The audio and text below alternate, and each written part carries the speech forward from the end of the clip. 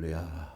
오늘은 진정한 헌신이 무엇인가 라는 제목으로 로마서 12장 1절에 있는 말씀을 통해서 여러분과 은혜스러운 말씀을 나누기를 원합니다. 여러분 말씀을 들을 때 여러분의 마음을 활짝 여시고 그 말씀이 날선 검처럼 여러분의 영과 혼을 쪼개고 찔러 쪼개고 여러분의 연약한 몸과 마음을 치유하고 회복하는 능력의 말씀으로 받게 되기를 주의 이름으로 축원합니다. 헌신이라는 것이 무엇인가? 헌신이라는 것은 어떠한 목표를 가지고 전심으로 집중해서 몸과 마음을 완전히 드리는 것을 말합니다. 그래서 무엇이든지 어떤 성과를 거두기 위해서는 헌신이 없이는 성공적인 결과가 나타날 수가 없습니다. 그래서 특히 우리 신앙생활에 있어서 헌신은 신앙의 기본입니다. 그리고 신앙의 열매가 될 수가 있는 거예요. 그래서 헌신이 없는 신앙은 그것은 위선적인 것이에요. 열매가 없습니다. 우리가 온전히 우리의 몸과 마음을 하나님 앞에 드려지지 않고서는 하나님이 쓰실 수가 없는 거 아니에요? 그래서 여러분이 건강한 몸을 유지하기 위해서 의사에게 가면은 몸을 맡겨야 되잖아요. 그렇잖아요? 병 나으려면 여러분 마음대로 내 몸을 알아서 해 주십시오. 이게 맡기는 거 아닙니까? 그래야 환자와 의사 간의 거래가 형성이 되는 거예요. 계약이. 그래서 의사가 설사 실수해도 그게 의학적인 특별한 그러한 잘못이 아니면 형벌을 받지 않는 거예요. 법안에서 보호받는 거예요. 왜냐하면 이것은 완전히 드려지는 것이기 때문에 중요한 것입니다. 우리의 신앙이 내가 신앙생활을 하는 것이 아니라 내 몸과 마음을 하나님 앞에 드리는 거예요. 드리는 거예요. 그래서 오늘 로마서 12장 1절 본문 말씀에 형제들아 내가 하나님의 모든 자비하심으로 너희를 권하노니 너희 몸을 하나님이 기뻐하시는 거룩한 산 제사로 드리라. 이것이 바로 너희가 드릴 영적인 예배니라. 이렇게 말씀하셨습니다. 자, 여러분 헌신은 산 제사로 드리는 것입니다. 나를 드리는 거 아니에요? 그런데 처음에 나는 이 말씀을 잘 이해가 안 되더라고. 왜 산 제사일까? 죽여서 드리는 것이 맞는 거 아니에요? 그런데 living sacrifice, 살아있는 제사로 하나님 앞에 드리라 이거예요. 그래서 산채로 드리면 오히려 큰 화가 임하는데 반드시 죽여서 드려야 되는데 그게 무슨 말인가? 그게 처음에 잘 이해가 안 됐는데 이 사실은 드려진 것은 내가 아니라 짐승을 드리는 거 아니에요. 근데 그 짐승이 내 죄를 뒤집어 씌운 거 아니에요. 그래서 짐승의 머리에다가 안수를 하잖아요. 그리고 나서 어떻게 합니까? 그 짐승을 잡잖아요. 어떻게 잡아요? 목을 먼저 쫙 따잖아요. 짐승의 목을 짜는 거예요. 그러면 피가 그냥 쫙 그걸 양푼에다가 다 담잖아요. 근데 그걸 누가 하느냐? 드린 자가 자신이 하는 거예요. 자신이. 제사장이 해주는 게 아닙니다, 여러분. 구약의 제사를 들어보면은. 그래서 피를 다 쏟은 다음에 어떻게 해요? 가죽을 또 싹 벗기잖아요. 얼마나 잔인합니까, 여러분? 그러면서 또 내장과 그 지방을 다 끄집어내잖아요. 그리고 뼈와 뼈 관절을 다 이렇게 찍어서 아주 그냥 발기발기 각을 뜬다고 그러죠. 각을. 그리고 나서 이것을 제사장에게 드리면 제사장이 그것을 어떻게 해요? 그걸로 끝나는 게 아니라 번제단 위에 올려놓는 거예요. 번제단이라는 것은 불로 태우는 제사 아니에요. 번제단. 그래서 완전히 그냥 태워버리는 거예요. 완전히. 그러면서 산 제사라는 것은 뭘 말하느냐. 이것을 예수 그리스도의 그 희생의 제사를 통하여, 그러면 짐승을 드린 사람은 살아요, 죽어요? 살아있는 거 아니에요. 그런데 여러분, 그 짐승들이 죽어가면서 얼마나 비참합니까? 자, 여러분이 혹시나 반려동물을, 여러분이 사랑한 반려동물을 제사로 드려야 된다고 한번 생각해 보세요. 그걸 첫째는 죽이고 가죽을 벗기고 내장을 끄집어내고 뭐 그냥 또 찍어서 그냥 다 해서. 근데 그럴 때 그 짐승을 잡는 사람의 마음은 어떻겠습니까, 여러분? 그만큼 내 죄가 얼마나 무서운 거라는 걸, 죄에 대한 값이 얼마나 무섭다는 것을 절절하게 깨닫게 될 거 아닙니까? 다시는 죄를 지을 수 있어요, 없어요? 없는 것이죠. 그 사랑하는 짐승이 그렇게 발기발이 찢겨서 죽어야 되는 그 상황을 스스로 체험을 하는, 스스로 제사의 모든 과정을 자기가 준비하는 거 아니에요. 똑같습니다, 여러분.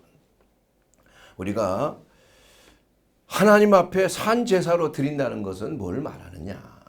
바로 예수 그리스도께서 하나님의 속죄 양으로서 내 죄를 대신 짊어지시고 물과 피를 쏟으시고 몸을 찢으시는 그러한 그 과정이 바로 저와 여러분의 죄 때문에 생기는 그러한 엄청난 순환과 고난이라는 거예요. 이것을 우리가 몸소 체험을 하지 아니하면, 만약에 예수님의 그 고통과 고난의 십자가가 나하고는 별로 상관이 없다. 그러나 반대로 내 죄 때문에 예수님께서 그렇게 비참하게 십자가에 달려서 죽으신다는 그 사실이 얼마나 정말 괴로운 거예요. 이것을 절절하게 경험을 한다면 여러분 다시 죄를 지을 수 있을까요? 못 짓죠. 근데 사람들은 그러한 것들을 잘 인식을 못하는 건지, 아니면 믿지 아니하는 건지, 나하고는 상관이 없는 것인지, 이거에 대해서 분명하지가 않다는 겁니다, 여러분. 자, 눈을 똑바로 뜨고 잘 보세요. 여러분, 눈 감지 마세요. 잘 보셔야 돼. 여기를 잘 보시고 하나님의 말씀을 집중해야 되는 것입니다. 집중해야 돼. 그렇기 때문에 우리가 이 산 제사로 드린다는 것은 내 자신을 그리스도와 함께 죽음에 넘기는 걸 말하는 거예요. 나는 비록 살아있지만은 바로 나는 그리스도와 함께 죽었다. 바로 제단에 드리는 짐승을 잡듯이 내 죄 때문에 예수 그리스도께서 그러한 고난과 순환을 당하고 있다는 그 사실을 우리는 직접 경험하는 그러한 신앙생활을 할 때 우리가 얼마나 하나님 앞에 범죄하는 것이, 불순종하는 것이 얼마나 마음이 아픈 것인가. 그래서 다시는 죄를 짓지 못하는 것이죠. 그래서 갈라디아서 2장 20절 말씀에 내가 그리스도와 함께 십자가에 못 박혔나니 그런즉 이제는 내가 사는 것이 아니고 오직 내 안에 그리스도께서 사시는 것이라. 내가 육체 가운데 사는 것은 나를 사랑하사 나를 위하여 자기 자신을 버리신 하나님 아들을 믿는 믿음 안에서 사는 것이다. 이러한 고백이 나올 수밖에 없는 것입니다. 이와 같이 헌신이라는 건 글자 그대로 그리스도와 함께 내가 내 몸과 내 마음과 내 영혼을 연합해서 죽음에 넘기는 걸 말하는 거예요. 그래서 우리의 몸으로 먼저 하나님 앞에 드린다는 것입니다. 그래서 사실은 그 몸만이 아니라 우리의 마음과 심령을 하나님 앞에 드리는 것이죠. 그리고 예수께서 죽으심은 나의 죽으심이고 예수께서 장사 지낸 바 되면 예수님 나의 장사 지낸 바 되며 예수께서 성경대로 3일 만에 부활한 것은 내가 그리스도와 함께 부활했다는 것을 말씀하고 있는 것입니다.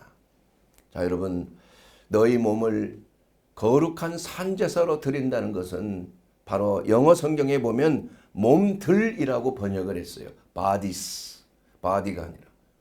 그리고 sacrifice라고 하는 제사란 그 의미는 sacrifices, 복수로 되어 있는 거야, 복수. 그래서 우리의 몸들, 각 지체들이 있잖아요. 눈이 있고, 코가 있고, 귀가 있고, 손이 있고, 발이 있는 거예요. 그러면 우리의 눈이 범죄케 하고 미혹을 받으면 눈이 없는 사람처럼 예수님께서 심지어는 눈을 빼버리라고 그렇게까지 말씀했잖아요. 손이 너를 범죄케 하거든 손을 찍어서 버리라고 그랬어요. 왜 그런 참 끔찍한 말을 예수님께서 하셨을까요? 예. 그만큼 우리가 하나님 앞에 드려진 몸이라고 하면 이것은 내 눈도 아니요, 내 귀가 아니요, 내 손과 발이 아니라 누구의 것이에요? 하나님의 것이라 이거예요. 그래서 하나님 앞에 내가 내 뜻대로 할 수 있는 것이 없다 이거예요. 오직 내 뜻은 십자가에 넘기고 하나님의 뜻이 내 삶 속에 이루어지도록 우리의 몸과 마음을 하나님께서 우리를 주관하시도록 우리를 드려야지.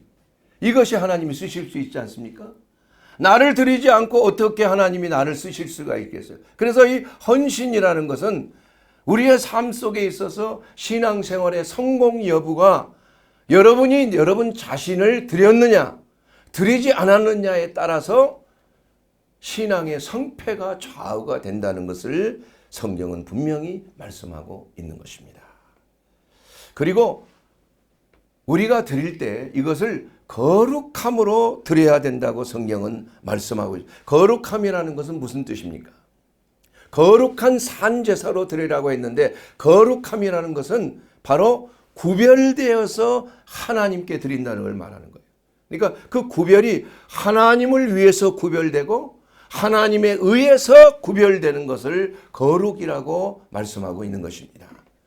그래서 구약에서는 모든 것이 다 구별되어 있죠. 먹는 것도 구별이 되어 있잖아요.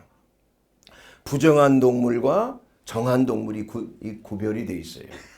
근데 그래서 이 돼지고기라든지 뭐 문어라든지 이런 비늘이 없는 고기 또 되새김질하지 못하는 고기들 그러한 짐승들은 먹지 못하게 규례로서 율법으로 딱 규정이 되어 있잖아요. 그래서 예로서 한번 생각해 봅시다. 우리가 구약에서 짐승 중에 되새김질하고 또한 쪽이 갈라진 발을 가진 그 짐승은 정한 동물이에요. 이것은 뭐를 상징합니까? 우리가 신앙생활을 할 때에 구별된 삶을 살라는 것을 말하는 거 아니에요. 되새김질하는 것은 하나님의 말씀을 받아 먹으면 그것을 주야로 다시 묵상하는 거 아닙니까? 그래서 그 말씀이 내 몸에 피가 되고 살이 되도록 내 영혼의 양식이 되도록 이것을 내 것으로 만드는 그러한 작업이 필요하다 이거예요. 그래서 하나님의 말씀을 통째로 받게 되면 그 말씀을 내 스스로가 잘 씹어서 하루 동안에 낮이나 밤이나 늘 말씀을 주야로 묵상하며 내 자신의 것으로 만드는 것. 여러분 물고기를 우리가 먹을 수 있는 물고기는 비늘이 있고 지느러미가 있는 물고기 아니에요. 그 비늘이라는 것은 영적인 전신갑주를 말하는 거 아니에요. 세상의 이러한 문화나 세상의 세속적인 것들이 나를 더럽히지 못하도록 우리는 영적인 비늘을 항상 무장해야 된다.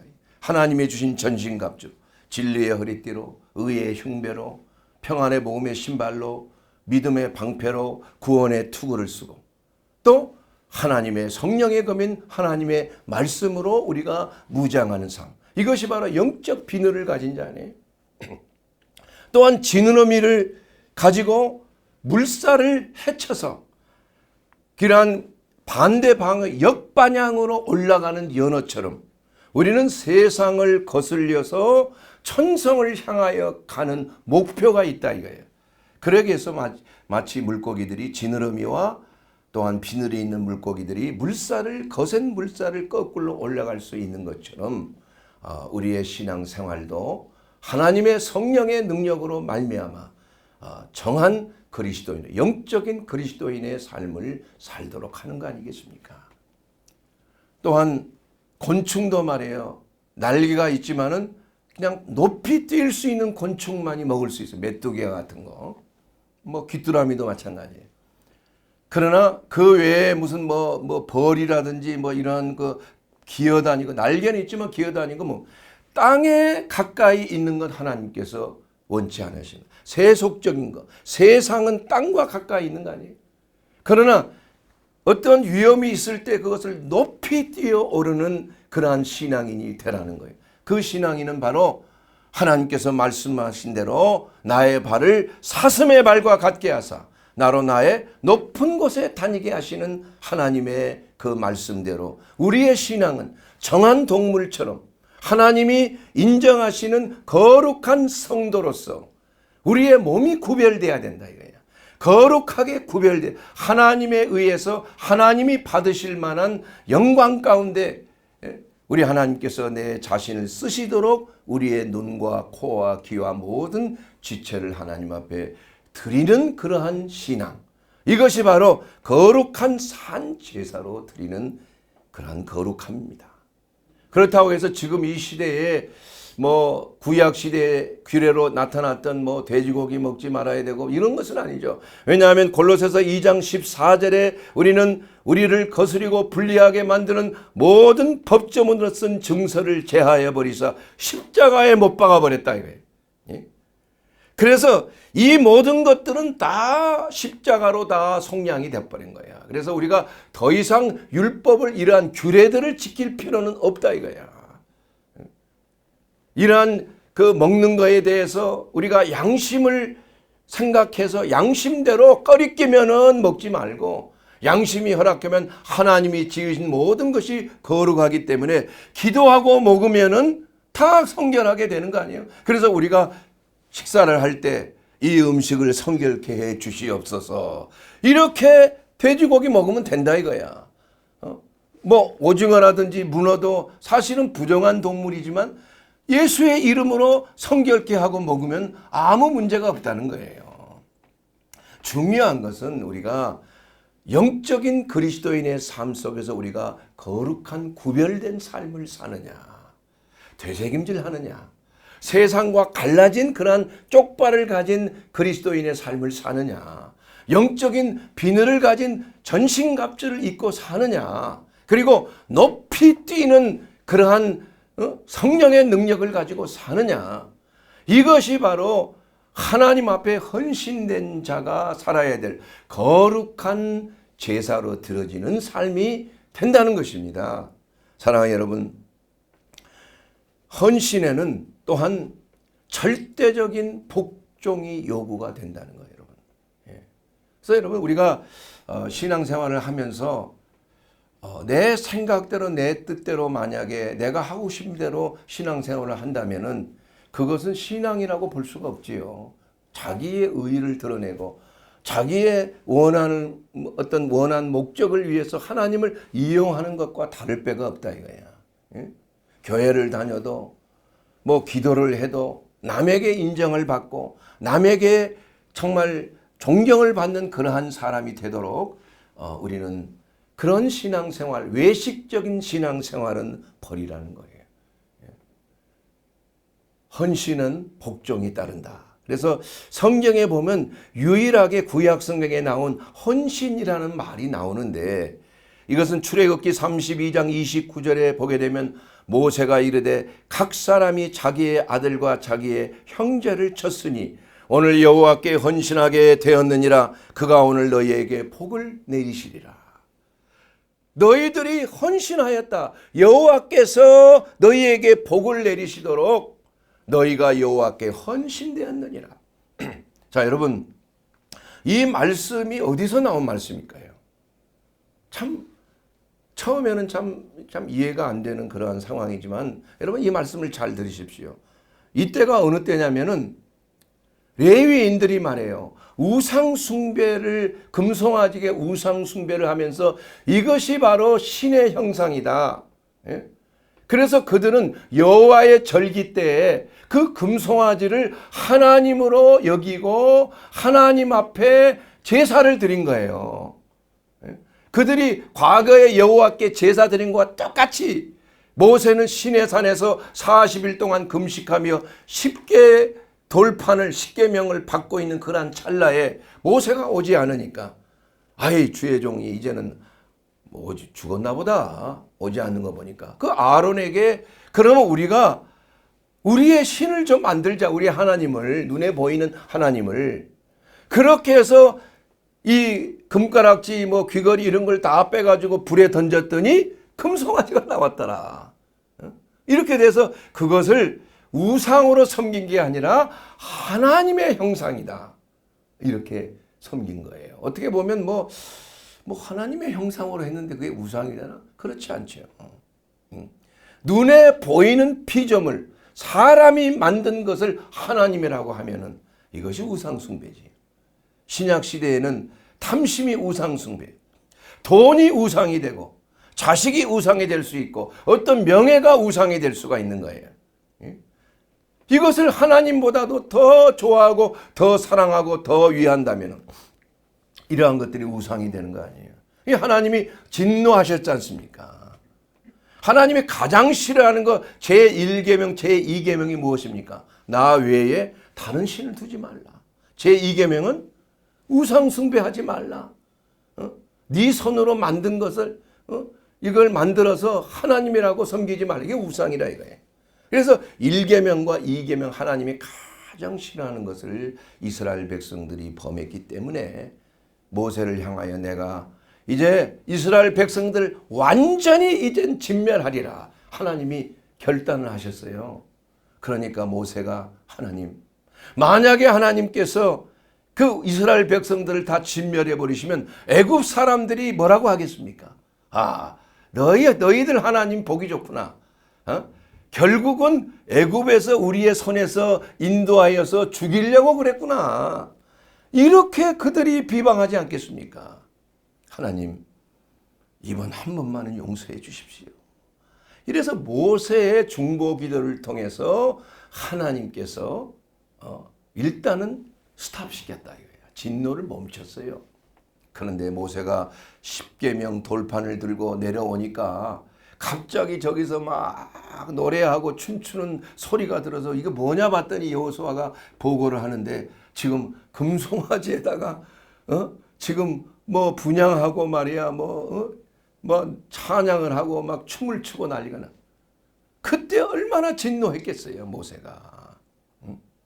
그래서 돌판을 그 자리에서 깨트려 버렸잖아. 그리고 두 번째는 뭐냐면 금송아지를 갖다가 빻아가지고 물에다가 뿌렸어 나. 그래서 자 너희들 다 먹어. 그래 다 우상 숭배하는 자 다 먹였어요. 세 번째는 뭐예요? 하나님 편의 산들은 다 내게로 오라. 그랬더니 레위인들이 300명이 나오는 거예요. 레위인들이. 자, 너희들은 칼을 차고 지금부터 이 진영 문에서 저 진영 문 끝까지 다니면서 맨 먼저 너희 형제를 죽여라. 그리고 너의 친지와 친척들을 다 죽이라. 그러나 네 부모만큼은 손대지 말라. 참 부모는 아무리 죄를 범해도 못 치게 돼 있어요. 자식이 부모 손대지 못하게 돼 있습니다. 성경에. 그러나 그 외에 너의 형제들부터 죽이라고 그랬다니까. 아는 친구 형제를 죽이라고 그래서 얼마나 무서운 말씀입니까, 여러분? 여러분 그렇게 할 수 있겠어요? 그리고 나서 레위인들이 칼을 뽑아서 자기의 형제부터 찔러 죽인 거예요. 예? 자기가 피를 나는 형제부터. 자기의 친구들도 찔러 죽인 거야. 그리고 나서 3,000명이 죽인 거예요. 죽임을 받은 거예요. 3,000명이. 그리고는 그랬을 때 이 말씀이 나온 겁니다. 모세가 이르되 각 사람이 자기의 아들과 자기의 형제를 심지어는 자기 아들까지도 죽인 거예요. 그렇게 했으니 이제 너희는 여호와께 뭐 됐다? 헌신되었다 이거야. 예? 이 헌신이라는 말을 여러분 좀 이해가 되십니까? 이마만큼 헌신이라는 말은 자기의 모든 생각을 초월한 자기의 어떤 끈끈한 애정이라든지 우정이나 이걸 다 초월해야 되는 거야. 하나님께만 온전히 드려지는 거예요. 예. 그랬을 때 이것이 진정한 헌신이 되어서 그가 오늘 너희에게 복을 내리시리라 그랬다. 어떻게 친구를 죽이고 자기 아들을 죽이고 자기의 친척을 죽인 아무리 죄를 지었어도 그런 사람에게 헌신되었다고 합니까? 이게 그래서 헌신이라는 그 말을 여러분 이렇게 생각을 하면 이게 하나님 앞에 내 자신을 드리는 것은 절대적인 것이구나. 그래서 예수님께서도 뭐라고 말씀해요? 내가 너희에게 평화를 주러 온 게 아니라 검을 주러 왔다 그래서 검을. 너의 가족이 내 원수가 되리라 그랬다 이거야. 시어머니와 며느리와 아버지와 아들이 서로 죽이는 수 있다는 얘기예요. 서로 갈등을 인해서 그냥 난리가 나고. 왜냐하면 이러한 헌신 때문에 그렇게 된 거예요. 헌신. 이러한 갈등이 아니라 이것은 하나님 앞에 드려진 자와 드려지지 못한 자는 원수라는 거예요. 원수. 그래서 그 헌신의 의미라는 것은 예수님께서 이 신앙의 문제만큼은 알절 없다는 얘기예요. 그래서 저는 이런 말을 합니다. 아내가 남편에게 복종하라. 또 남편은 아내를 위해서 몸을 예수님께서 교회를 왜 주신 건 몸을 바쳐라. 근데 맨 먼저 말한 건 아내가 남편에게 복종하라고 했는데 단 예외가 있어요. 신앙의 문제에 있어서는 하나님의 권위야. 그것은 알절 없는 겁니다, 여러분. 거기에 대해서는 하나님께서 그것은 헌신하라고 하신 거기 때문에 하나님을 배신할 수가 없는 것입니다. 그것만큼은 예외가 될 수가 있는 거예요. 가족이 원수가 될 수 있다니까요. 예수님이 하신 말씀이란 얘기예요. 그런 걸로 인해서 얼마나 이 초대교회 때 많은 문제가 있었지 않습니까? 그러므로 우리가 진정한 헌신은 내 삶의 전반에 이르러서 완전한 항복을 말하는 것입니다. 내 뜻을 완전히 십자가에 못 박아버리는 거예요. 그렇기 때문에 고린도후서 5장 14절에 이렇게 말씀하고 있습니다. 우리가 생각하건대 한 사람이 모든 사람을 대신하여 죽었은즉 모든 사람이 죽은 것이라. 그가 모든 사람을 대신하여 죽으심은 살아있는 자로 하여금 다시는 그들 자신을 위하여 살지 않고 그들을 대신하여 죽었다가 다시 살아나시는 이를 위하여 살게 하려 함이니라. 그래서 우리를 위하여 대신 죽으신 자를 위해서 사는 것이 우리의 헌신이에요. 여러분 이해가 되십니까? 내 자신을 위하여 살지 못하게끔 돼 있어요. 우리는 이미 운명적으로 내 자신의 영달을 위해서 사는 삶은 끝났어요. 이것을 이해하지 못하는 사람은 지속적으로 실패하는 거야. 이제는 우리는 나를 위하여 죽으신 예수 그리스도 그리고 부활하신 예수 그리스도를 위하여 우리는 살게끔 되어 있는 것입니다. 사랑하는 여러분, 헌신은 이와 같이 우리의 삶 속에 분명한 동기부여가 되어 있어야 된다. 동기부여. 여러분 나를 위하여 예수님이 죽으신 거 여러분 믿으세요? 그러면 믿는다면은 주님을 위하여만 살아야 되잖아요. 그런데 우리는 그렇지 못하고 있는 경우가 너무나 많아. 이해관계를 따져서 이것이 내게 주님을 위해서 하는 일과 내가 세상에서 얻을 돈이나 명예, 권세 이것을 따져보면은 쉽게 포기하는 경우가 오히려 예수님을 위하여 헌신하는 것이 희생이 포기되는 경우가 너무 많다 이거야. 교회를 나오는 것도 마찬가지야. 예? 무슨 중요한 일이 있다 이게. 교회 좀 오늘 좀 빠지겠습니다. 예? 그것보다 더 중요한 일이 어디? 하나님 앞에 헌신되는 것만큼보다 더 중요한 게 어디 있냐 이거야. 이제 무슨 골프 약속이 있습니다. 아니, 하나님 앞에 예배 드리는 것보다 골프 약속이 더 중요해요? 물론 이해는 돼요. 한번 약속된 거 취소하기 힘든다.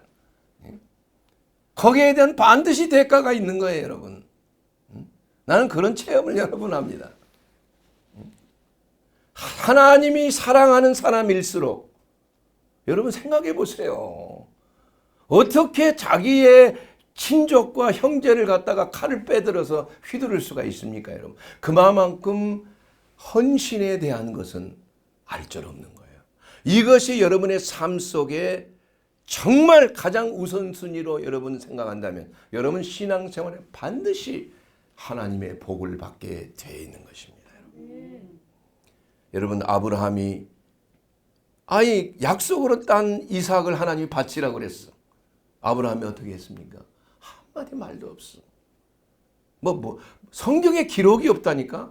그냥 묵묵히 그냥 제물을 모리아 산으로 가는 거예요. 아들을 데리고. 그래 그 이삭이 다 제물도 이거 나무도 있고 다 있는데 제물은 어디 있습니까? 그 아브라함이 뭐라고 그랬어요? 하나님이 예비하시리라. 지가 죽는 거 모르고. 그런데 희한하게 또 아브라함이 묶으니까 그거 다 묶여 그냥 양이 순수한 양처럼 말을 잘 들어. 아버지가 왜 그러세요? 나를 제물로 바치려고 그럽니까? 있을 수가 있습니까? 그런데 이상하게 성령의 감동인지 가만히 있는 거야. 그래서 칼을 빼서 그냥 목을 따려고 하는 그 순간에 탁 천사가 잡아버리잖아. 그 순간에 매 하고 양이 말이에요. 염소가 나무에 걸려가지고 있는 거 아니에요. 응? 그래서 이제 합격이야. 헌신에 대한 합격이라 이거야. 너는 됐다 이거야. 너는 헌신됐다. 내가 너를 알겠다 이제. 그래서 아주 그 믿음의 조상이 되는 이스라엘 민족의 조상이 믿음의 조상이 되는 그러한 엄청난 축복을 받게 된 거 아니겠습니까? 사랑하는 여러분, 이와 같이 헌신이라는 것은 우리의 삶 속에 있어서 우리의 신앙의 옳고 그름을 판가름하는 절대적인 기준이다 이거예요. 이것을 하나님이 시험해 보실 때가 있다 이겁니다. 이것이 여러분의 삶을 좌지우지하는 결단적인 이러한 선택이 될 수가 있다는 거예요. 여러분 그러한 선택이 왔을 때 여러분 절대 실수하면 안 됩니다. 여러분. 저도 그러한 하나님의 시험이 몇 번 있었어요. 그러나 하나님의 은혜로 말미암아 결단했기 때문에 지금 이 길을 가고 있는 거예요. 마귀는 하나님에 대한 헌신을 어떻게 해든지 못하게 하는 거라니까. 거역하고 완고함을 준다니까. 이게 바로 헌신을 방해하는 것입니다, 여러분. 사무엘상 15장 22절 말씀을 보게 되면 사무엘이 이르되 여호와께 번제와 다른 제사를 그의 목소리를 청종하는 것을 좋아하심 같이 좋아하시지 않겠느냐. 순종이 제사보다 낫고 듣는 것이 순양의 기름보다 나으니. 다음 23절에 보면 이는 거역하는 것은 점치는 것과 같고 완고한 것은 사신 우상에게 전하는 죄와 같음이라. 자, 여러분, 하나님의 헌신을 거역하는 것, 이거 큰 죄인 거예요. 우리는 별로 이런 걸 크게 생각하지 않는데 그 무슨 죄예요? 점치는 죄예요. 점치는. 그 유명한 사울이 점치는 여자에게, 신접한 여인에게 죽기 전에 전본 거 아니에요? 그러면 그 다음날 비참하게 죽었잖아요. 죽어도 그냥 죽인 게 아니에요.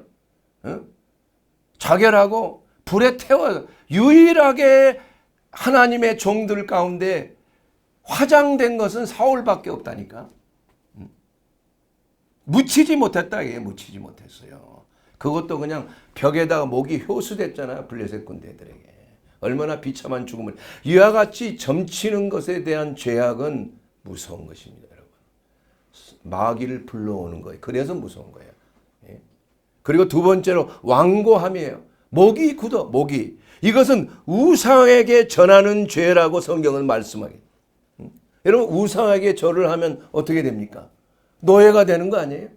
한 번 절하고 좀 회개하면 되지. 그 회개가 안 된다니까 그게. 예? 그 회개가 자기 마음대로 됩니까?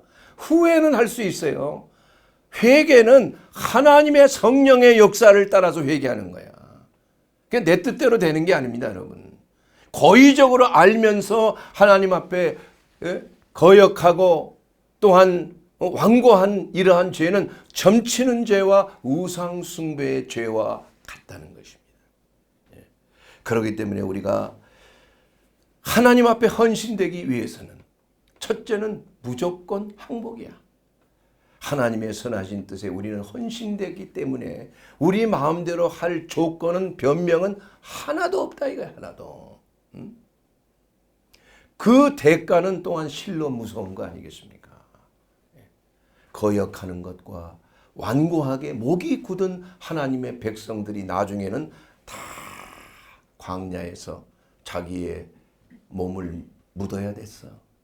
두 사람만 완전한 순종한 여호수아와 칼렙만큼은 헌신되어 있기 때문에 헌신되어 있기 때문에 복을 받은 것이다.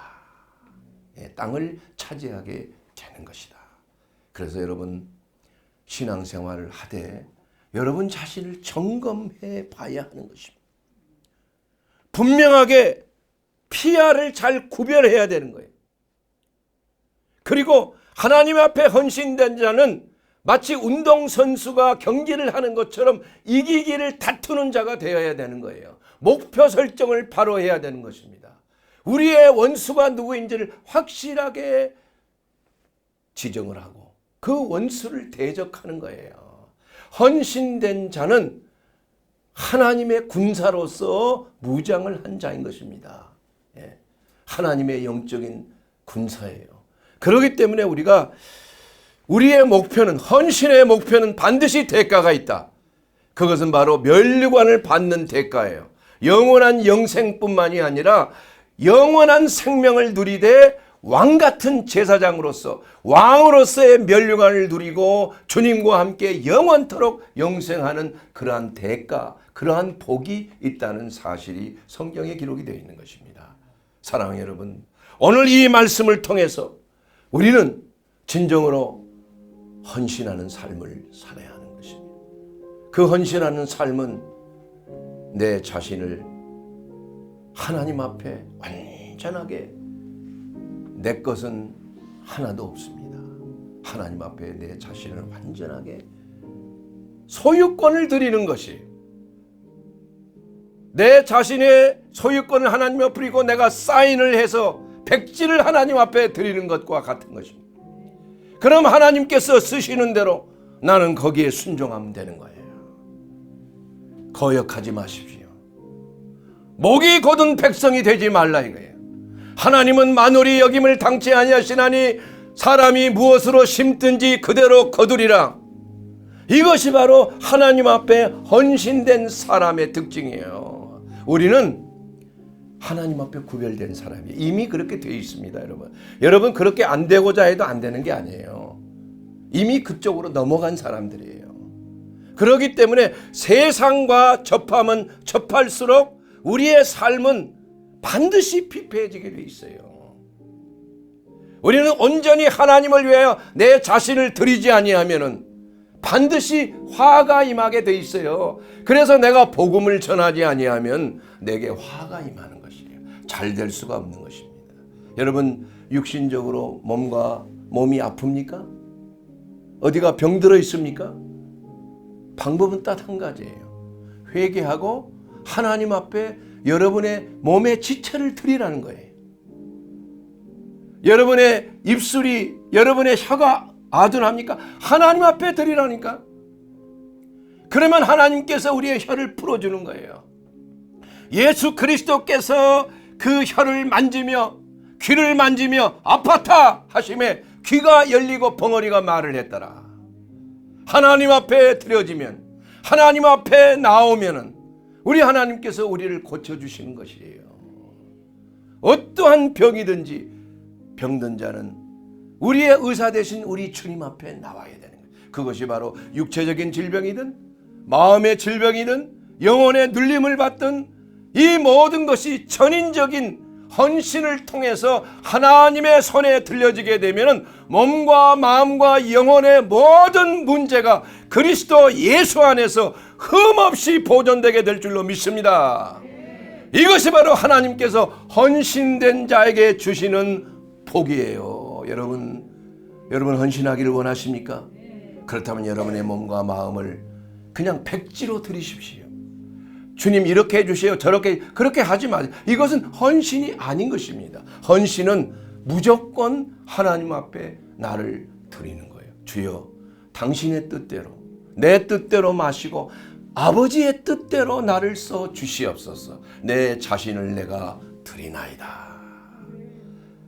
리빙스턴이 어렸을 때 헌금 바구니를 돌리는데 그 어린 리빙스턴이 헌금 바구니 위에 따가 너 왜 거기 앉아? 나를 하나님 앞에 드리겠습니다. 일생 동안을 아프리카의 선교사로서 하나님 앞에 드렸지 않습니까? 저는 지금도 잊지 못하면 그 성경 첫 페이지에 1989년 8월 27일 8시 49분에 내가 드려진 날 이렇게 딱 써놨어요. 그때 강대상에 나와서 제가 다니던 교회에 하나님 앞에 내 자신을 드렸습니다.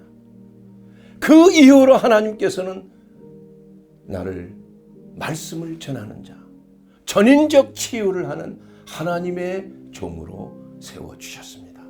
아직까지 이렇게 하나님의 은혜 가운데 쓰임을 받고 있는 것입니다. 여러분 헌신하십시오. 하나님의 귀하게 쓰이는 여러분이 되기를 주의 이름으로 축원합니다. 그러면 여러분의 영과 혼과 육이 온전히 그리스도 예수 안에서 하나님 앞에 귀하게 쓰임받게 되는 줄로 믿습니다.